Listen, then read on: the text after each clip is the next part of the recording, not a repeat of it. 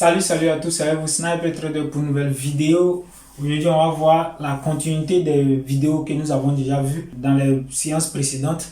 Donc, regardez cette vidéo jusqu'à la fin parce qu'il y a beaucoup de choses que vous allez apprendre qui ne se retrouvent pas dans les toutes premières vidéos. Alors, sans plus tarder, je vais revenir sur certaines choses, d'accord, sur certains éclaircissements pour que tout soit clair dans la tête des personnes. Dans les vidéos précédentes, j'ai parlé de professionnel. L'expression professionnel veut dire que ceux qui sont des institutions sur le marché. Donc, je vais parler des banques, je vais parler des maisons de fonds de pension, les entreprises, par exemple comme Bolloré en Côte d'Ivoire, ou bien les entreprises comme Google, Apple, toutes ces entreprises qui ont assez d'argent pour investir sur le marché. C'est ceux-là que j'appelle les professionnels. Sinon, que je ne parle pas de professionnels en tant que trader qui a déjà passé 10-20 ans dans le trading, mais qui a un petit capital. Quand je dis petit capital, je vais parler de ceux qui n'ont pas des milliards sur le compte. D'accord? Donc, ceux-là ne rentrent pas en ligne de compte dans mon analyse, dans la compréhension du graphique. Parce que nous sommes tous dans le même bateau. Parce que nous avons un petit capital, nous ne sommes pas des institutions, nous ne sommes pas des banques. Voilà ce que j'aimerais préciser sur ce fait. Sans plus tarder, nous allons voir aujourd'hui la compréhension des barres. Ensuite, on va voir comment mettre en relation les barres et les volumes. Donc, il faut savoir que ce que je vous enseigne n'est pas un graal sur lequel je vous dis il faut nécessairement vous appuyer pour pouvoir réussir en trading. Chacun de nous a sa théorie, chacun de nous a sa manière de comprendre les choses. Mais je vous explique ce qui fonctionne avec moi, sur quoi je me base pour comprendre le graphique, pour pouvoir faire au moins $50 par jour. D'accord? Donc, si certaines personnes ont une autre manière de comprendre les choses, vous n'êtes pas obligé de regarder les vidéos. Ou bien vous n'êtes pas obligé d'employer les mêmes méthodes que moi sur votre graphique. Le plus important, c'est que chacun puisse se faire de l'argent en trading, quelle que soit la méthode qu'il utilise. Bien.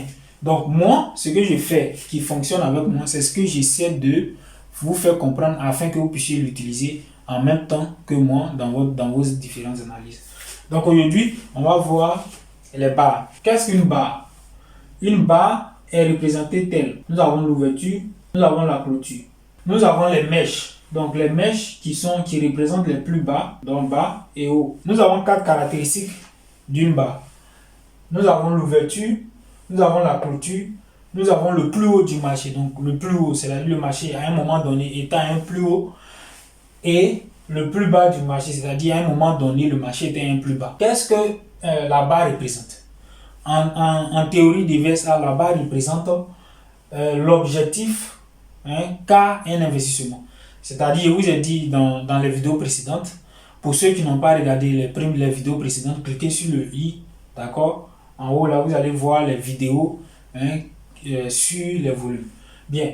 Donc, le volume, comme je l'ai dit dans la vidéo précédente, représente la quantité d'argent, bien la quantité de positions prises sur le marché. Donc, si le volume représente la quantité d'argent investi sur le marché, le spread doit représenter le résultat, bien la barre doit représenter le résultat de cet investissement. Donc, sur la barre, nous avons 4 caractéristiques qui sont visuelles, comme je l'ai dit, ouverture, clôture, haut et plus bas.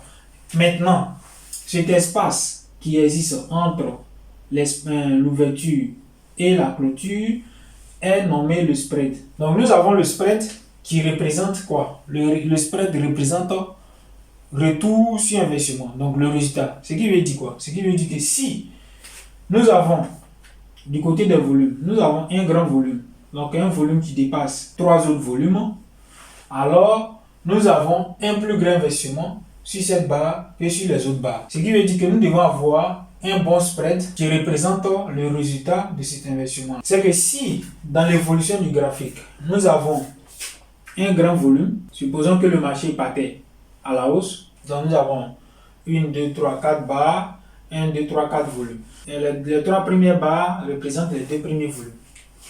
Donc ici, sur la dernière barre, on remarque quoi? On remarque que nous avons un volume qui est plus élevé que le volume, les 3 autres volumes. Donc ce qui veut dire quoi? Que ici, avec la compréhension de la théorie des VSA, nous avons présence des professionnels. Si nous avons présence des professionnels, alors le résultat, donc le spread qui est entre l'ouverture et la clôture, doit représenter le volume de l'argent investi ici. Donc, si plus le spread est grand, plus on dit qu'il y a un bon retour sur investissement.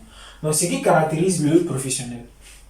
Le professionnel ou bien les market makers, quand ils investissent 1 milliard de dollars, ils doivent avoir un retour sur investissement. Donc, supposons que le professionnel a investi 1 milliard de dollars ici, sur cette barre. Donc, ici, il a gagné 2 milliards. Donc, 100% de son investissement. Ça doit se remarquer sur le spread, donc sur la barre, que nous avons un bon investissement. Si cela est fait, nous devons ici, cette barre qui s'est clôturée à la hausse, nous dit quoi au juste? Que le professionnel est orienté à l'achat. Donc si le professionnel il est orienté à l'achat, alors la seconde barre doit se clôturer aussi dans le même sens, avec un bon spread et un bon volume. Un volume qui est soit plus grand que le volume précédent ou bien au même niveau. Donc voici les deux règles. Soit le volume qui suit la seconde barre après la première barre qui nous a montré que nous avons présent des professionnels sur le marché. La deuxième barre doit se clôturer dans le même sens avec un bon spread ou bien un spread qui est au même niveau, c'est-à-dire les deux ont le même spread, ou un volume qui est plus grand que le volume précédent ou qui est au même niveau que le volume précédent. On a vu la neutralité des volumes. Quand les volumes sont au même niveau, ce qui veut dire que nous avons équilibre d'investissement. D'accord? Si nous sommes du côté des professionnels, si nous sommes du côté des spéculants, ce qui veut dire que nous avons équilibre des spéculants. Donc, il n'y a pas pour le moment de présence des professionnels qui vient contrer les spéculants. Bien. Si nous comprenons ce fait, comme je vous l'ai dit, ici nous sommes en train de vous expliquer les bases de la compréhension des barres et des volumes. Il y a beaucoup plus de détails qui sont dans cette compréhension que je ne vous dis pas. Je vous donne seulement les éléments essentiels que vous devez comprendre dans cette manière de comprendre, de mettre en relation les volumes et les barres. Donc, pour ceux qui prennent les formations, ils savent très bien qu'il y a encore plus de détails dans tout ça que vous devez savoir. Donc, les formations que je donne en théorie des VSA nous expliquent en profondeur la mise en relation des barres et des volumes. Parce que chaque barre a une signification. D'accord? Quand vous prenez un tel doji, ça a une signification. Quand vous prenez une barre qui est comme ça a une signification. Quand vous prenez une barre qui est comme ça a une signification. Ce qui veut dire quoi? En tant que trader qui suit les traces des professionnels, vous devez savoir ce que veut dire cette barre, ce que veut dire cette barre, ce que veut dire cette barre, afin de déterminer leur type de volume. Si les volumes sont croissants, ce qui veut dire qu'à partir du départ ici, il y a eu investissement des vendeurs, ici investissement des vendeurs et ici investissement des vendeurs. Donc comme je vous l'ai dit dans la vidéo précédente, si les volumes sont croissants, ce qui veut dire que nous sommes a priori dans un mouvement de professionnels. Si nous sommes dans un mouvement de professionnels, alors les barres doivent donner le résultat, ce résultat-là, qui montre que nous sommes dans un mouvement professionnel. Si les barres ne suivent pas le mouvement, c'est-à-dire si les barres n'ont pas de bons spreads, ils ont de mauvais spreads, ce qui veut dire que nous, malgré le fait que les volumes sont de façon croissante, nous sommes dans un mouvement de spéculation.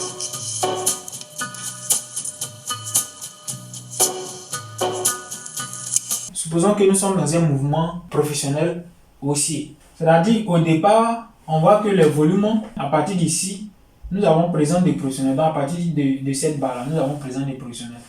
À partir d'ici, les volumes sont partis à la hausse, donc croissance des volumes, et le mouvement est aussi croissant. Que veut dire les volumes croissants?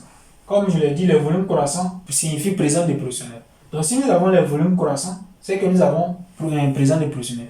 Pour confirmer cette action que nous donnent les volumes, nous devons regarder les barres. Si les barres ont de bons spreads, ce qui veut dire que la confirmation des professionnels qu'a donné les volumes est confirmée par les barres. Donc, comme je vous l'ai expliqué précédemment, le spread est l'expression, le résultat de l'argent investi sur le volume. Donc, si nous avons un grand volume qui exprime que nous avons présent des professionnels, alors nous devons avoir le même ressenti, le même résultat sur la barre, nous devons remarquer que sur la barre, il y a un bon spread, alors le résultat est net. Bien, au cas où le marché évolue à la hausse, et puis nous avons des petits spreads, et que les volumes également vont à la hausse, donc nous sommes dans un mouvement croissant, et puis le marché aussi évolue à la hausse. Ce qui veut dire que du côté des volumes, nous avons présence d'investissement croissant, alors que le résultat est nul. Pourquoi le résultat est nul? Parce que les spreads ne donnent pas grand résultat. Nous avons de mauvais spreads. Donc si, par exemple, le professionnel a investi ici, si nous prenons un volume, par exemple 1 milliard de dollars, ce qui veut dire que sur cette barre, il n'y a pas eu un bénéfice d'1 milliard de dollars. Donc plus qu'1 milliard de dollars. D'accord? C'est-à-dire qu'il n'y a pas eu 2 milliards de dollars, supposons, comme bénéfice. Ou bien plus 1 milliard de dollars comme bénéfice. Malgré le fait que le marché va à la hausse, les résultats donnés par les investissements ne sont pas acceptables, ne sont pas satisfaisants. Donc ici, en fonction de la compréhension de la théorie des VSA, nous sommes dans un mouvement de spéculants ici.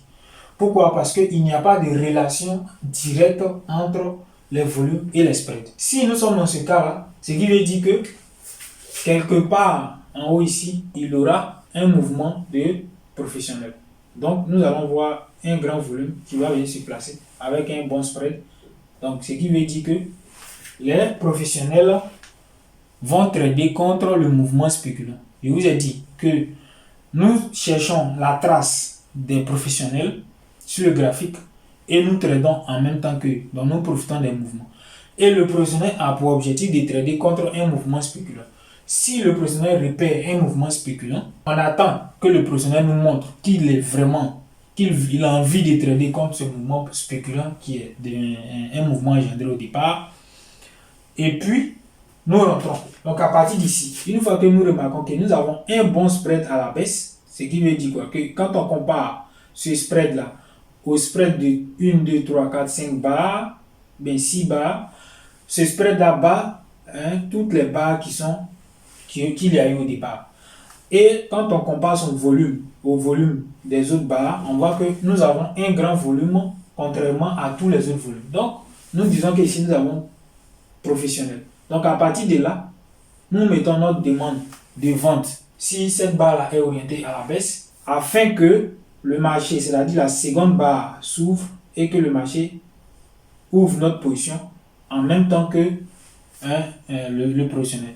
Donc le professionnel, lui, son point d'entrée, c'est ici. Et nous, notre point d'entrée, c'est en dessous. Donc après l'entrée du professionnel, nous comprenons que le professionnel a pris une position sur le marché. Dans ce cas, nous rentrons en même temps, après la prise de position du professionnel. Maintenant, quelle est la relation qui existe entre la prise de position du professionnel? Si nous repérons que ici, sur ce volume-là, nous avons présent des professionnels et que ici, nous avons, la barre nous dit également que nous avons présent des professionnels. Donc le professionnel rentre ici à la baisse. La seconde barre qui suit doit se clôturer dans le même sens que le professionnel. Donc nous devons avoir une confirmation que effectivement le professionnel est orienté à la baisse. Donc on doit avoir un bon volume, un volume qui est soit au même niveau que le volume précédent ou bien qui dépasse le volume précédent, et un bon spread qui est au même niveau que le spread précédent ou bien qui dépasse le spread précédent. Le marché évolue dans le sens donc ici, nous allons chercher un autre grand volume. Et puis, nous allons revenir au point de départ des spéculants. Donc ici. Et qu'à partir de là, soit le marché va continuer à la baisse ou bien on va chercher un signal de retournement. Mais comme ici, au départ, c'est un mouvement de spéculants, donc ce qui veut dire que les professionnels ne sont pas là. Donc ici, le marché va traverser le niveau des spéculants pour aller plus bas ou bien pour aller plus haut.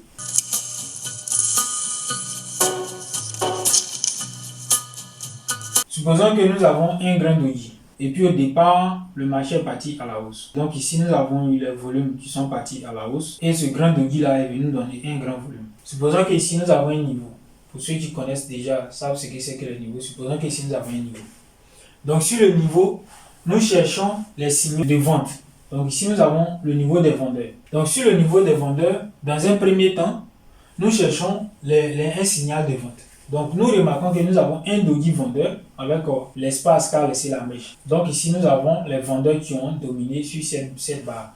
Il n'y a pas de spread parce que le spread est l'ouverture et la clôture se retrouvent au même endroit. Donc ici nous n'avons pas de spread. Raison pour laquelle on parle d'un doji. Si nous avons ce doji là, c'est un début de signal. Ce n'est pas le signal, c'est un début de signal. À quel moment on dira que le professionnel confirme sa position? C'est qu'on doit avoir une barre qui se clôture à la baisse avec un bon volume et un bon spread. Donc le volume qui dépasse le volume du doji ou bien au même niveau. D'accord?